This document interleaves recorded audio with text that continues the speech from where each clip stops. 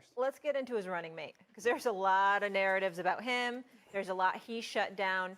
Stephen A., do you feel like this was his last chance, Kyrie Irving's at a ring? I don't think it was. I think that Kyrie's a superstar in this league. And I want to say this.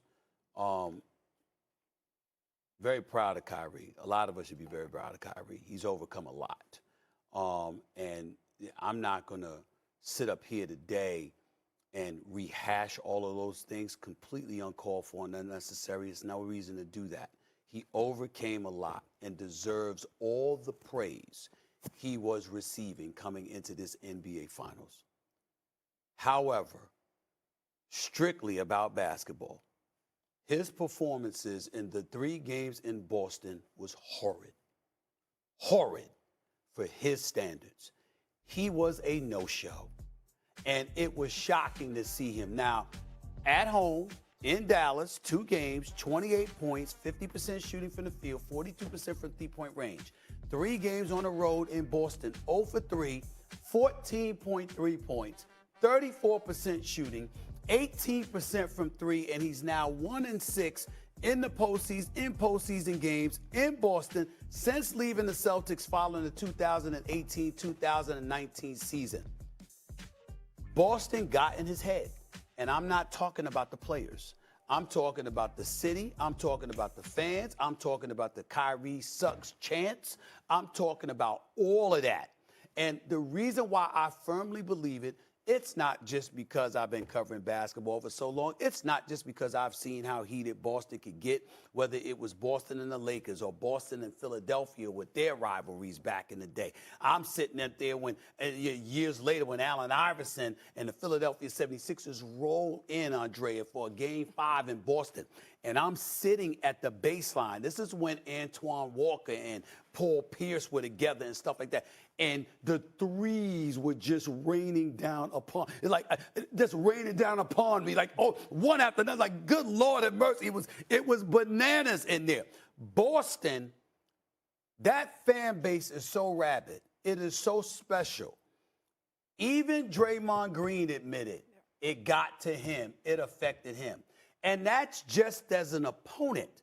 Kyrie isn't just an opponent. He's a former member of the Celtics who sat up there, grabbed a microphone in the offseason and said, at the beginning of training camp, rather, I'm here, I'll be here if you'll have me. And then left in the middle of the night to join the Brooklyn Nets. They view him not just as an opponent, they view him as a traitor. He knows it, and they treated him like that. And the secret here is Kyrie's actually a very nice guy, okay? He don't want to be seen like that. He ain't trying to be a pariah. That's not who he is. That's not what he's about. And that is how Boston rolled up on him. And he looked like a dude that was a deer in headlights on the basketball court for Boston, completely ill-equipped to deal with the tsunami of venom that they threw down upon him. I'm taking anything away from Holiday and White and Brown and Tatum. I understand how elite Boston is defensively. But we've seen the great Kyrie Irving figure stuff out throughout his career. He's a champion, for God's sakes. But these 3 games in Boston, he looked like just a role player. It was that bad. And that's going to be hard for him to live down. He will, because he's too great not to. But it's going to be hard. Whenever he goes to Boston, that's going to always be remembered. When I left Boston today, there's 2 things in my head that were big what-ifs in this series. One, what if Luka doesn't foul out of Game 3? Because it's a 3-point game with 4 minutes to go. Who knows what happens? Second is, what if it wasn't the Celtics that Mavericks were playing against? Now, I'm not saying the Celtics would have, they clearly dominated the Eastern Conference, but what if it had been the Bucks? What if it had been the Sixers? What if, just to tweak Stephen A., what if it had been the Knicks? What would Kyrie have done in the finals? Because I covered the Western Conference Finals. He crushed the Timberwolves. He dominated the Timberwolves. He was awesome in that series. And they were the #1 defense in the NBA. He didn't come into this series on a slump. And that's what I wonder, because everything that he accomplished this year, that's the one thing that he wasn't able to overcome, was playing in Boston. Yeah, there were times for me with Kyrie, you know, I thought it was interesting because in the post game after game 5, he had a hat on and it said Enlightened Warrior.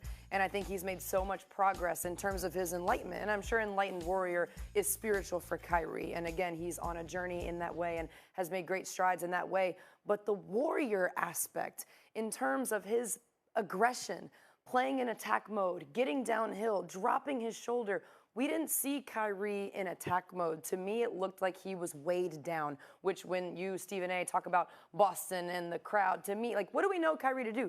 To create, to be light, to float the ball up. There's an airness about his game. And there's a quickness about his game. Yes, he looked weighed down in terms of the effortless, in terms of the flow, in terms of the speed. He just looked heavy in game 5. And I'm sure there's a lot of heavy emotions for him that he's battling. Right. And this is, again, a step in his journey. But Boston just weighed him down. I thought in games 1 and 2, he looked a little frantic, and it looked like it was too much for him. Yeah. But then in game 5, he looked weighed down. It's unfortunate that he let the crowd essentially steal his moment. Well, it is unfortunate. And this is the thing.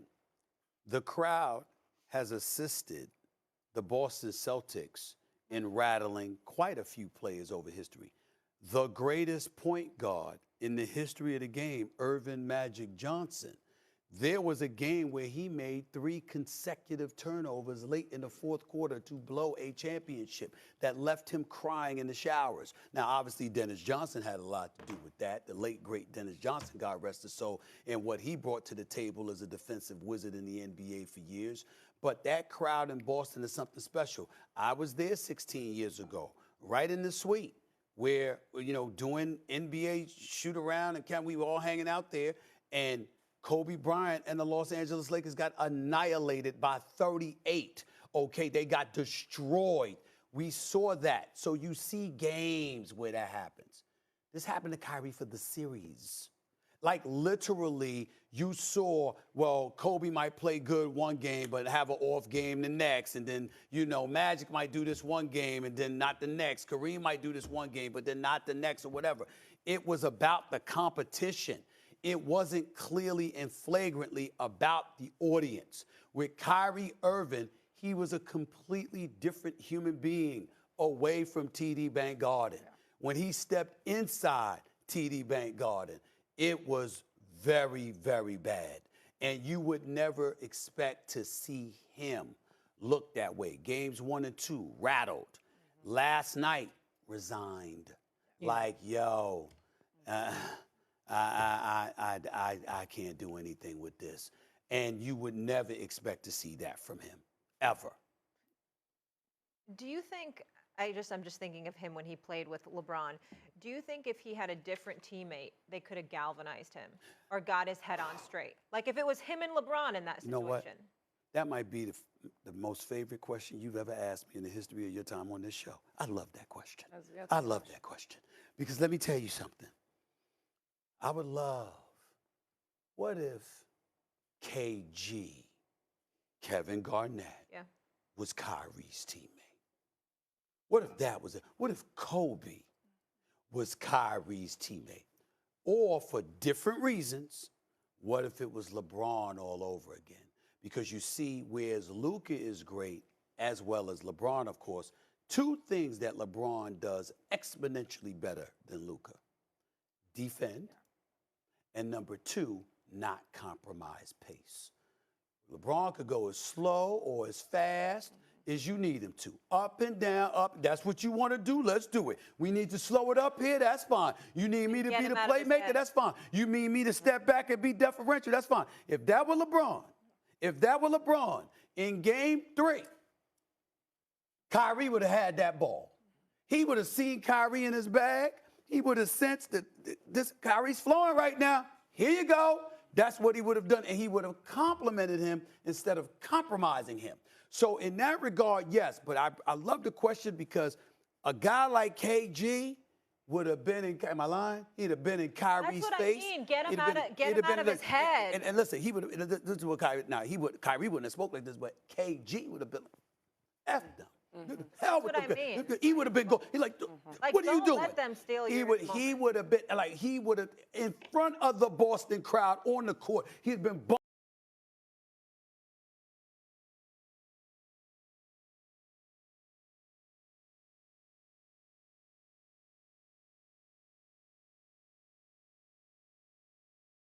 bump all of them. Let's go. And he would have been telling the whole crowd to kick rocks. Not that he would do that to the Boston fans because he loved them because that's where he played. Right. But I'm talking about any of the opponent's crowd. That's KG.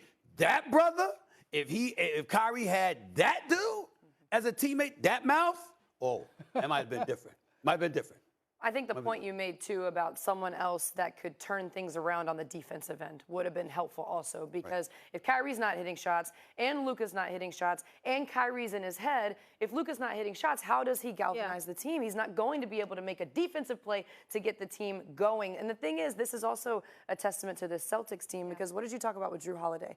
Jason Tatum and Jaylen Brown could afford to start slow in that game because they had teammates around them that could pick up the slack. They had teammates around them that could make plays. Yeah. Kyrie and Luka did not have that luxury in this series. When you're in your head, you're dead. Take it from someone who likes to overthink. Coming up, and then there was one.